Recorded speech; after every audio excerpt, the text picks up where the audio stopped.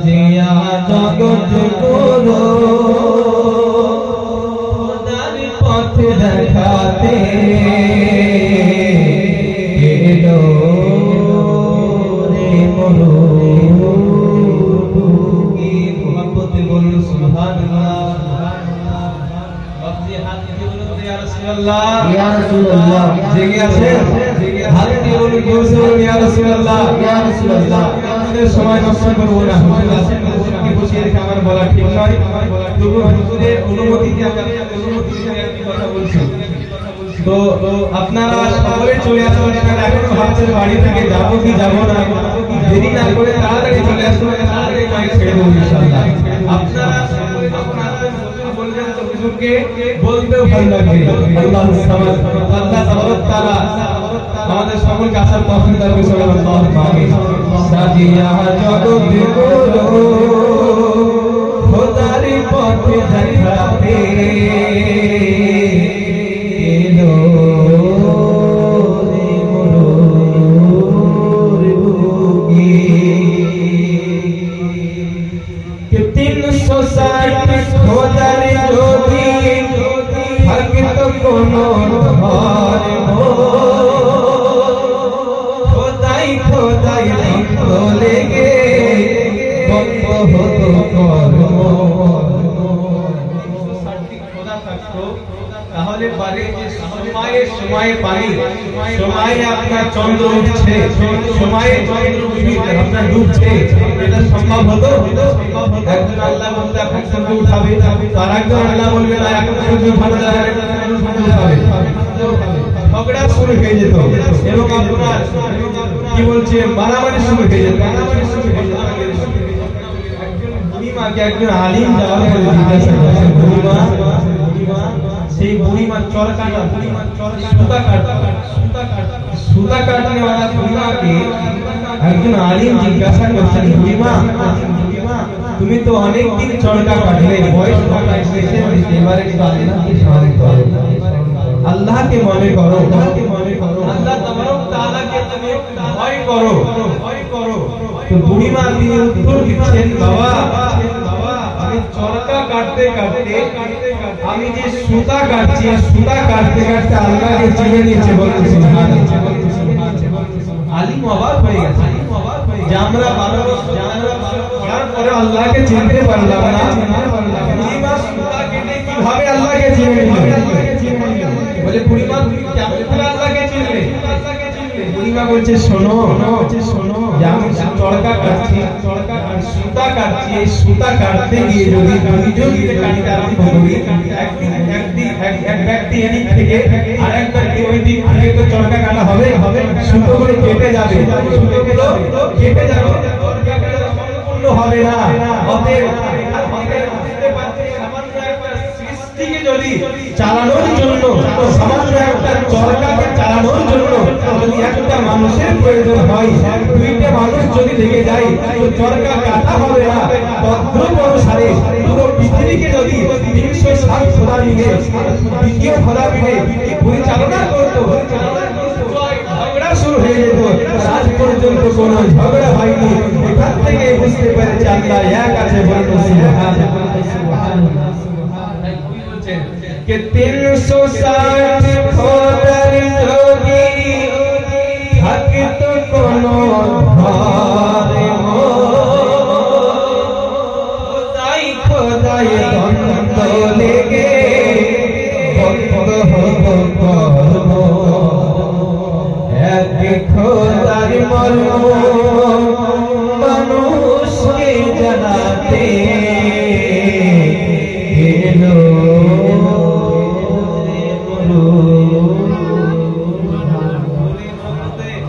मोहब्बत बोलो सुभान अल्लाह।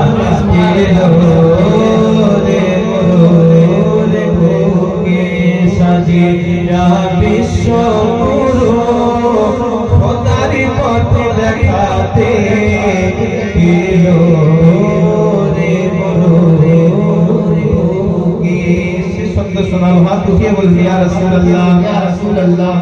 যে পাপ যখন বেটিকে জিন্দা দাফন করে জানেরি ভয়ে দেখি তখন আল্লাহ বলে ডাকে রাসূল যখন আসছেন রাতের সময় ছিল বাবুজি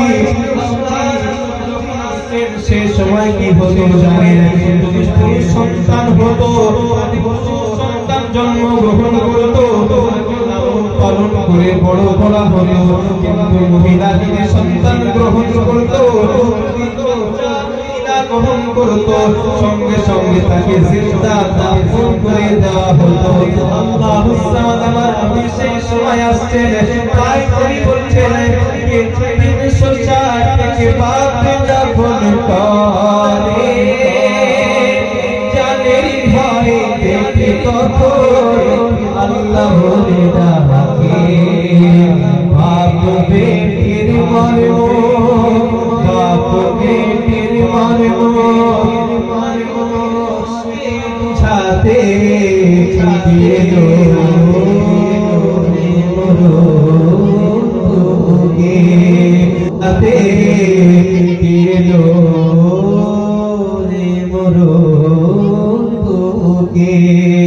সাজিয়া জগৎ গুরু খোদারি পথ দেখাতে গেলো রে মরো হুজুরকে বসে রেখে আমার বলা আর উচিত হবে না তো পরিশেষে একটি গজল পড়ে আপনাদের সম্মুখে বিদায় হয়ে ইনশাআল্লাহ শুনবেন তো জি হাত নিয়ে একবার রাসূলের মুহাম্মদ বলতে ইয়া রাসূলুল্লাহ সরকার কি আমত দিলদার কি আমত আহাদ কি আমত यासीन की आमद ज़मीन की आमद उनसे फसीही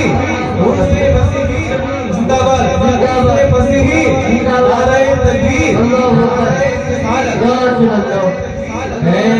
सबसे गुंबद वाले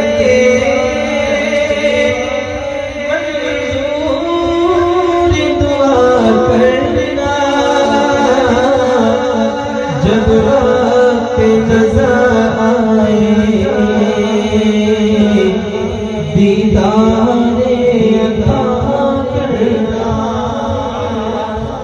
जब वक्त नज़र आए दीदारे अता करना जी बोलो मोहब्बत बोलो सुभान अल्लाह तमाम बोलते ভালো লাগবে कैसा से बद वाले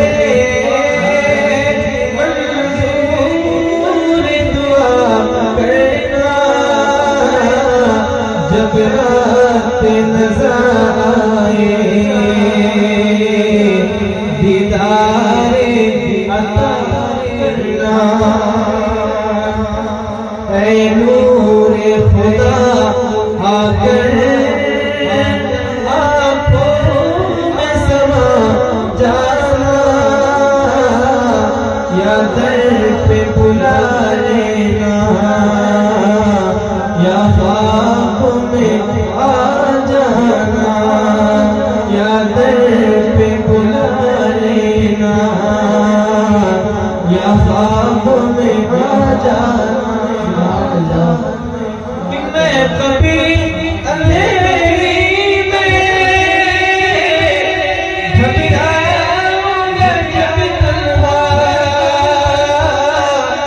इमदाद मेरी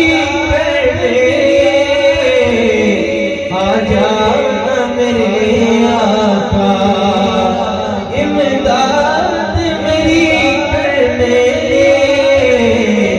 आ जाना मेरे आका रोशन मेरी तुरबत को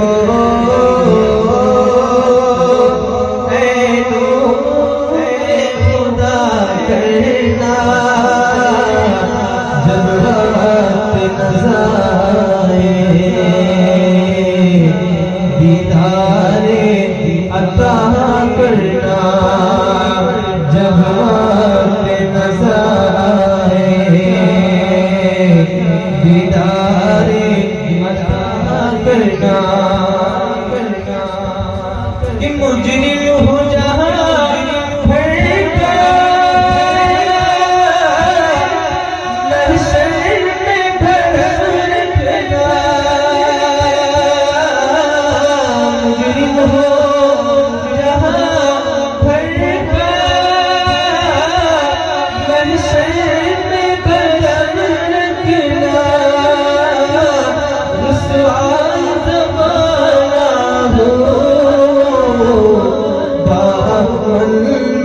छुपा लेना, रुसवाए ज़माना हो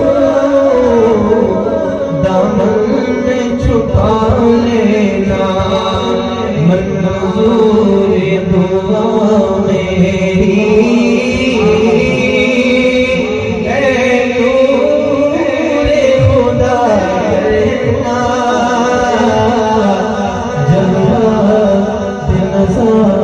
नज़ारे